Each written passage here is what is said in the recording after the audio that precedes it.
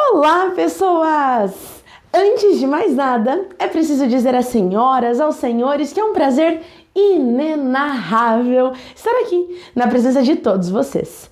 No vídeo de hoje, a gente vai ver de que maneira eu uso um repertório para iniciar a minha redação padrão Enem. Então, esse vídeo é especialmente para aquelas pessoas que acham que eu não tenho repertório nenhum, eu não sei como começar um texto, ou então que fica completamente perdido na primeira frase. Bora assistir juntos?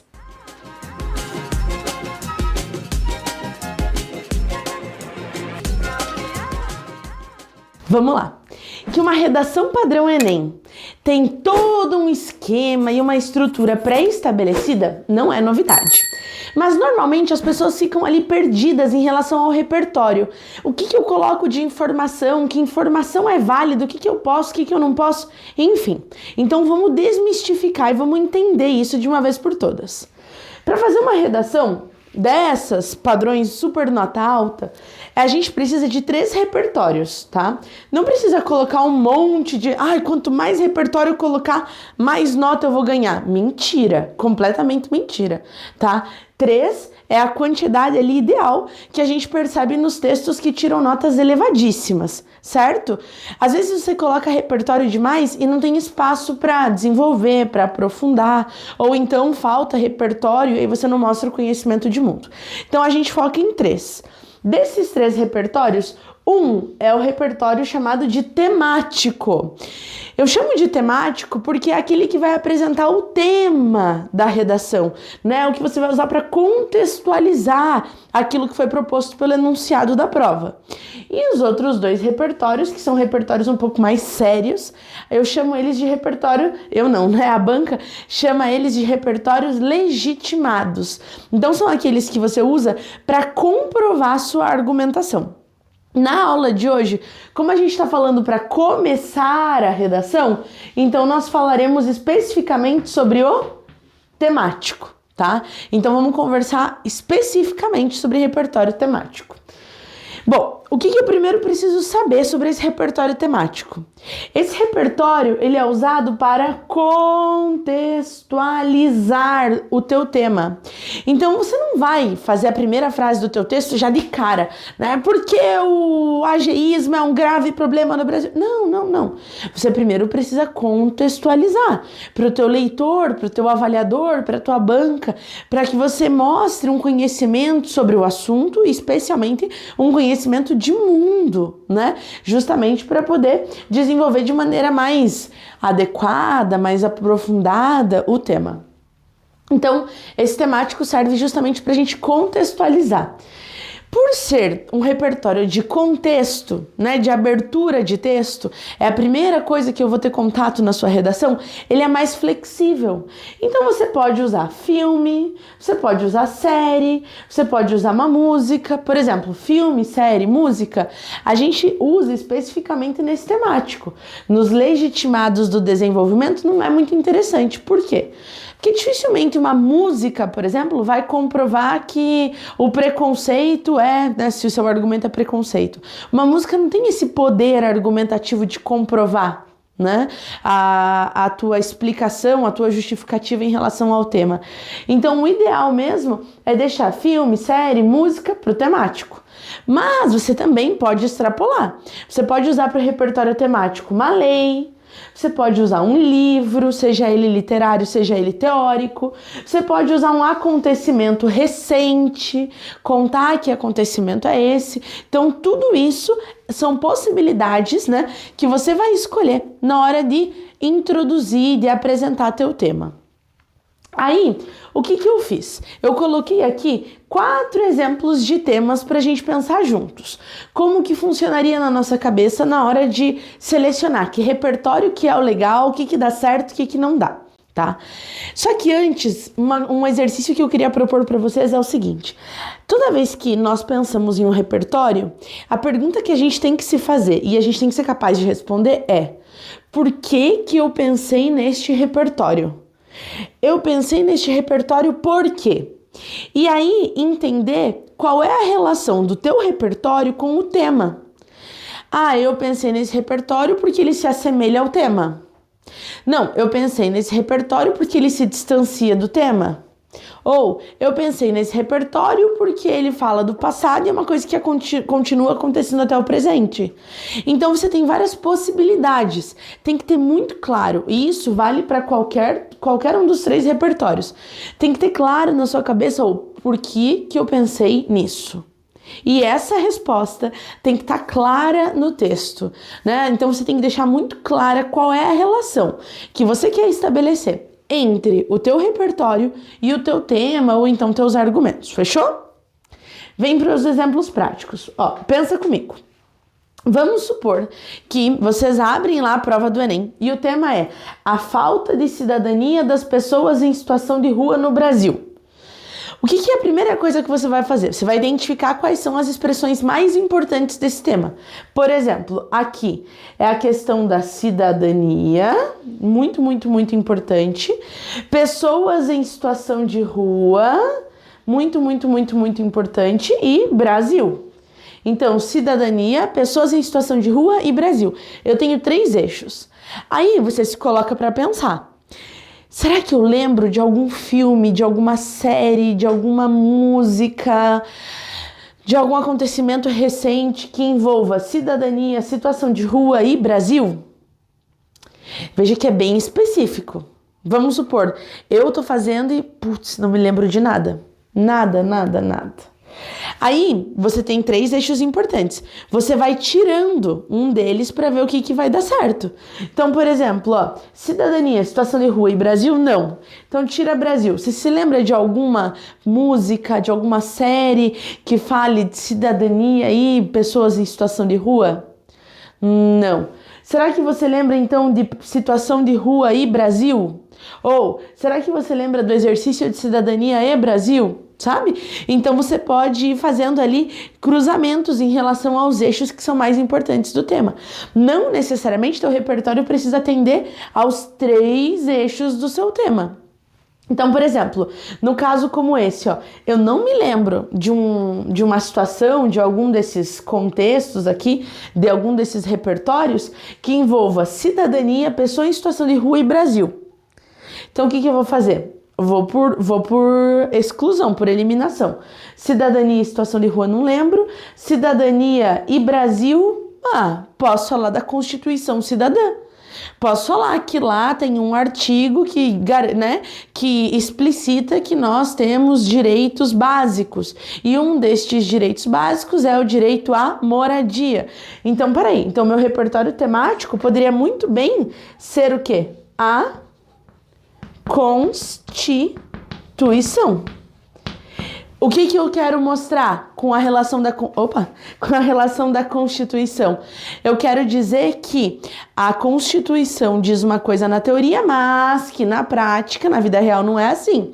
Então, quer dizer que eu estou estabelecendo uma relação de contraste. Faz sentido isso? Vamos pensar mais. Tá, Constituição, vamos supor, já tá nos textos motivadores, foi mencionada, não vai ser uma informação externa que eu vou trazer. E agora? Cidadania, Brasil, situação de rua, cidadania, Brasil, situação de rua.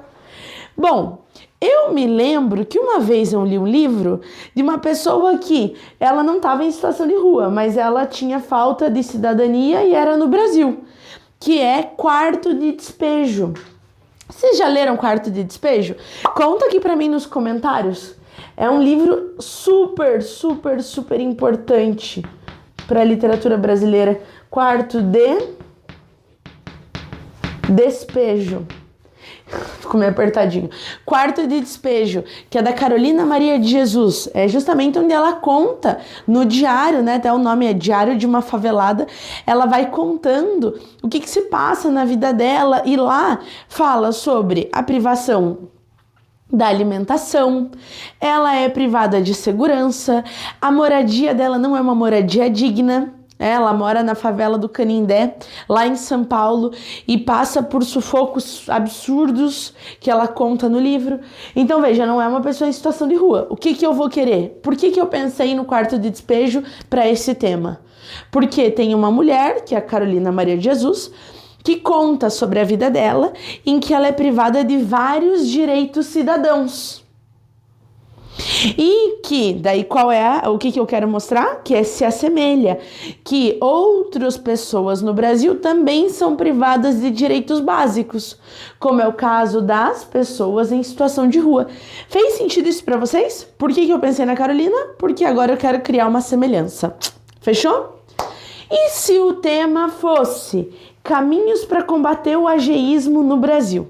Primeiro que, se o tema for esse, muito provavelmente vai ter um texto motivador explicando o que é o ageísmo, gente. Ageísmo vem de age, de idade em inglês. Então, é o preconceito que a sociedade ou que determinadas pessoas têm em relação a sujeitos com idades mais avançadas, né? Então, esse é o ageísmo, é o preconceito em relação aos idosos, em relação às pessoas mais velhas. Vamos ver aqui, ó, quais são as palavras mais importantes desse tema. Primeiro o caminhos, ele vai indicar a necessidade de solução, né? Então, o caminhos já tem uma relação direta com a proposta de intervenção. Você tem aqui, ó, o combater, necessidade de combater, o ageísmo e Brasil. E aí, pensa comigo. Nossa, eu tô percebendo que a minha blusa... Percebi que tá ficando mais fraco, não sei de onde. Minha blusa. Mas eu vou lendo pra vocês, sem problemas. Veja só, caminhos para combater o ageísmo no Brasil. Então, o que a gente vai pensar? Será que eu me lembro de algum repertório que envolva o combate, então uma postura combativa em relação a esse preconceito contra pessoas mais velhas e no Brasil? Específico demais, hein? Eu não lembro de nenhum filme, de nenhuma série, de nenhum livro que vai falar disso. Aí vai por exclusão. Tá, você lembra de alguém combatendo o ageísmo que não seja no Brasil? Não. Você se lembra alguém sofrendo ageísmo no Brasil? Não. E aí você se concentra com um elemento só. Então, ageísmo. Você já viu alguém sofrendo por uma questão de ser mais velho? Sofrendo, também não me lembro. Então você vai para um outro lado. Então pensa em um símbolo de uma pessoa mais velha, que era respeitada, e daí você vai fazer a oposição, o contraste. Por exemplo, vocês já assistiram o Sítio do Pica-Pau Amarelo? Sítio do Pica-Pau Amarelo tem uma das personagens super importantes, que é quem? Dona Benta. Então eu podia falar da Dona Benta. Eu podia começar meu texto dizendo que uma das principais obras da literatura brasileira, Sítio do Pica-Pau Amarelo, tem uma das personagens principais, a Dona Benta, uma mulher idosa e que é vista com muito respeito justamente pela sua idade e experiência. Conto isso. Então, mostrei um exemplo bom de pessoa mais velha. No entanto, essa não é a realidade da maior parte das pessoas idosas no Brasil, as quais sofrem com o ageísmo. Pronto, eu mostrei, fiz um contraste. Dona Benta é um exemplo bom e aqui no Brasil, grande parte das pessoas não tem esse mesmo exemplo. Então, meu repertório temático super podia ser Dona Benta. Quer ver, ó? Um outro exemplo de velhinho, daí você pode dizer que se assemelha, Já assistiram Up, Altas Aventuras? Não tem o velhinho que fica lá sem a esposa? Esqueci o nome dele. Se lembrar o nome dele, manda aqui nos comentários. Ele não fica sendo ignorado, subestimado pelas pessoas ao redor que falam que porque ele tá velho, ele tá incapaz, porque ele tem que sair da casa dele. Tudo bem que tinha um interesse lá porque a construtora queria a casa dele, né, o terreno dele. Mas ficam usando como justificativa a idade dele. Então a gente super podia contar que no filme Up, Altas Aventuras, um dos personagens principais, que é um senhor idoso, é julgado, é subestimado socialmente por conta da sua idade. E que isso se assemelha à realidade de muitos idosos no Brasil que sofrem com o ageísmo. Então a Dona Benta seria um exemplo bom de pessoa respeitada, que no Brasil isso não acontece, e no Up seria um exemplo tão ruim quanto a realidade de grande parte dos idosos no Brasil. Fez sentido isso, gente? Bora, mais um. Exercício, né? E se você abrisse a tua prova e o tema fosse Desafios para a preservação ambiental no Brasil. E aí? Primeira coisa, encontra quais são as expressões mais importantes. Então vamos lá, ó. Coisas que são importantes. Desafios, né? Desafios. Então, os teus argumentos teriam que ser quais são as dificuldades, quais são os problemas. Segundo eixo, preservação ambiental. E o terceiro eixo, Brasil. E agora, lembra de algum exemplo? Série, filme, música, livro, acontecimento recente em que você tem desafios para a preservação ambiental no Brasil? Ah, essa eu lembro bem. Eu lembro dos incêndios que aconteceram lá no Pantanal. Fechou? Então pegue esse acontecimento. Fala que recentemente o Pantanal foi alvo de uma série de incêndios que devastaram fauna e flora daquela região. E que esse acontecimento é um exemplo de um grave problema que tem acontecido diversas vezes, que é a falta de preservação ambiental no Brasil. Então, as queimadas no Pantanal, ó, vou escrever aqui embaixo, Pantanal. Ai, mas eu tenho que falar o ano? Eu tenho que falar quem foi o responsável pelas queimadas? Não, é repertório temático. Lembra que ele é mais flexível? Mais flexível. Tem uma outra possibilidade também, quando a gente vai falar de meio ambiente e vai falar de repertório temático, vai ficar de dica para vocês, hein? Tem um criador, um animador chamado Steven Kutz. Ele cria uma série de curtas e micrometragens em que ele vai simulando assim um futuro distópico, em que, nossa, o ser humano acaba com a natureza, acaba com o meio ambiente. Então você tem ali questão de consumismo, produção de lixo, objetificação dos indivíduos. Isso seria também um baita de um repertório legitimado. Dizer que Steve Kutz apresenta em seus curta-metragens uma série de malefícios que poderão ser gerados a partir do comportamento humano atual. Apesar de ser uma ficção distópica, as críticas do animador se assemelham à realidade, uma vez que, daí você fala qual é a semelhança. É possível observar graves desafios para a preservação do meio ambiente, especialmente no Brasil. Então, Steve Kutz também seria um bom repertório temático para introduzir textos relativos a meio ambiente. Show? E aí eu terminei com um hard, né? Difícil da gente pensar. Olha lá, e se vocês abrissem a prova e o tema fosse desafios para a inclusão de atletas brasileiros transgêneros nos esportes? Muito específico. Veja, primeiro, palavras mais importantes. Então, os argumentos serão baseados nos desafios, foco na inclusão, daí transgêneros e esportes.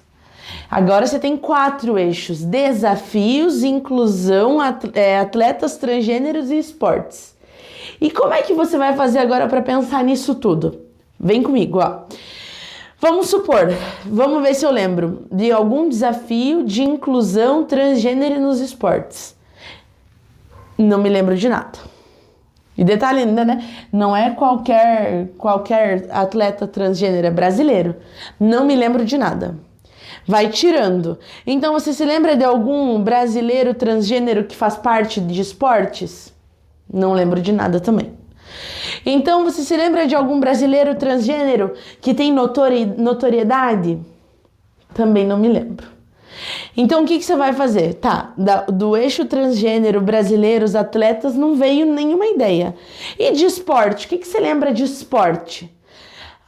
De esporte eu me lembro que lá na Grécia Antiga, eles praticavam o esporte, mas não era todo mundo que podia praticar. Pronto. Pega esse gancho aí da Grécia Antiga e começa a introdução do seu tema a partir dessa lógica. Por que você pensou na Grécia Antiga? Porque na Grécia Antiga não era todo mundo que podia praticar esportes olímpicos. E o que isso tem a ver com o tema? Tem a ver que hoje alguns atletas transgêneros também não podem fazer parte dos esportes. Pronto, semelhança. Olha como ficaria organizado. Nossa, agora eu apaguei mesmo, hein? Venha comigo, ó. Durante a Antiguidade Grega, detalhe, observação, olha aqui, ó, Antiguidade. Toda vez que você vai falar de período histórico, gente, letra maiúscula, tá? Letra maiúscula. Durante a Antiguidade Grega, práticas esportivas ganharam grande destaque devido aos Jogos Olímpicos. Começou na Grécia Antiga. Começaram, né? Os jogos começaram. Porém, esses eram restritos a, apaguei aqui com a blusa, determinados grupos. Normalmente, homens livres, sendo essa dinâmica segregacionista mantida ao longo dos séculos. Primeira frase, contando que na Grécia Antiga, só homens livres que podiam fazer parte dos Jogos Olímpicos e que isso se estendeu ao longo dos séculos. Toda vez que a gente vai trazer história, na próxima frase vem para o Brasil e para hoje. Atualmente no Brasil, a prática de esportes é garantida a homens e mulheres, uma vez que todos os cidadãos são iguais perante a lei.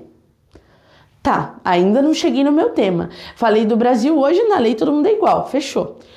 Problema. No entanto, olha esse conectivo aqui, ó, para mostrar o contraste. No entanto, a Constituição difere-se da prática, vistos que grupos vulneráveis socialmente, como os atletas transgênero, enfrentam graves dificuldades para a inclusão nos esportes. Aqui, nessas 3 frases, eu só fiz o repertório temático e apresentei o tema, né? Fui do temático para o tema. Aqui eu coloquei mais um porque precisava de mais uma frase agora. Nessa outra frase, eu ia dar os spoilers dos meus argumentos. Por exemplo, tais entraves concentram-se principalmente na questão do tananana e tananana. Daí ficaria argumento 1 e argumento 2. Então, ó, a grande ideia é começa a validar tudo aquilo que você sabe. Tudo que você sabe é repertório. Desde o conhecimento das diversas matérias que vocês têm na escola, até os filmes, os livros, os acontecimentos recentes. Tudo isso, tá? Sem, mas música não é tão bom, não tem tanta qualidade, filme não é tão... Não tem essa. Na introdução do teu texto, tudo vale, desde que você deixe clara a relação. Então, valida teu conhecimento e mostra... Eu pensei neste repertório por quê? Porque ele se assemelha, porque ele é diferente, porque é um problema que continua acontecendo e deixa essa relação clara no seu texto. É assim que você vai conseguir trazer informação externa e fazendo um uso produtivo desse repertório. Conta pra mim, ficou alguma dúvida? Se você ainda está se sentindo assim um pouco, mas que medo de chegar na hora da prova e não saber o que escrever, calma, tem mais um vídeo aqui no canal que eu vou colocar uma introdução coringa, que você pode usar ela em qualquer contexto. Só que aí lembra, dessa forma ficaria mais interessante. Vocês recorrem à coringa em caso de extrema necessidade, fechou? Então, ó, continua aqui no canal, não esquece de curtir, de se inscrever, de comentar, de compartilhar essa aula, porque isso ajuda demais. Ó, um grande beijo pra vocês e tchauzinho!